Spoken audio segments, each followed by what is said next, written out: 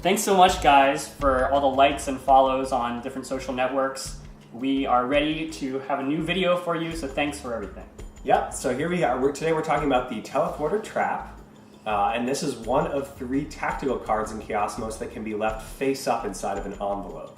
So the Telethwarter Trap, when you leave it in an envelope, allows you to banish another player to their home planet when they try to access that planet.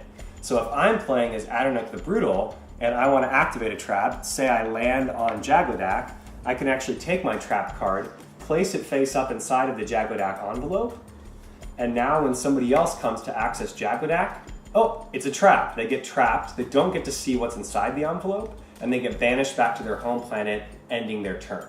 Now, the trap is a single-use card. It has a yellow border around the edge, and it differs from a magnetic vault in that after a trap is used, it's discarded to the void.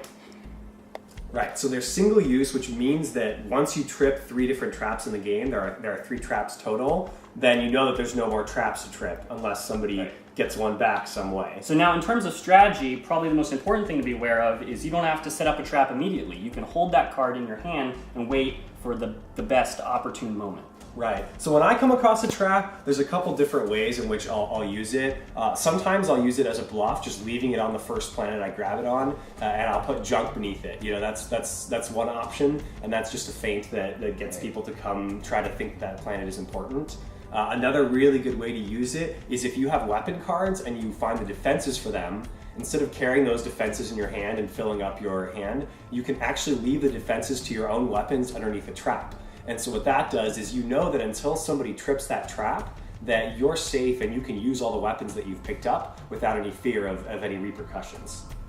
Something I like to do with traps is if I feel like I'm going to be attacked by someone who's very combat heavy, sometimes what I will do is put any cards I don't want taken from me underneath a trap and keep that in a controlled envelope. So if I am attacked, maybe they take spoils and they get a card from me, but if they attempt to open the envelope, they will be banished and they don't get whatever goodies are inside. Yeah, I know I've had a couple games where I've gone gung-ho, I'm gonna go attack somebody, and then I'm like, I attack you, and then they don't play any cards, and then I'm like, I take spoils from you after I beat them in combat, and they're like, I actually don't have a hand, because they put their entire hand inside the envelope with a trap on top of it to protect me from being able to access it. So traps can be really useful if they're used strategically, but you do have to watch out for one thing, and that is the signal jammer. So there's one card in the game, the signal jammer, that actually counters traps. So if you're using a lot of traps and trying to take advantage of them, it's good to make sure that you know where the signal jammer is. Hopefully you have it.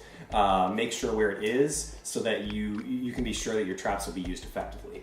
Now there's another card called Cloaking Orb, which you can also use in conjunction with the Telethwarter Trap. If someone beats you in combat, you would get to hide a card underneath the Cloaking Orb, and you could cloak a trap, and if someone attempts to take that card, they would then be banished. Yep.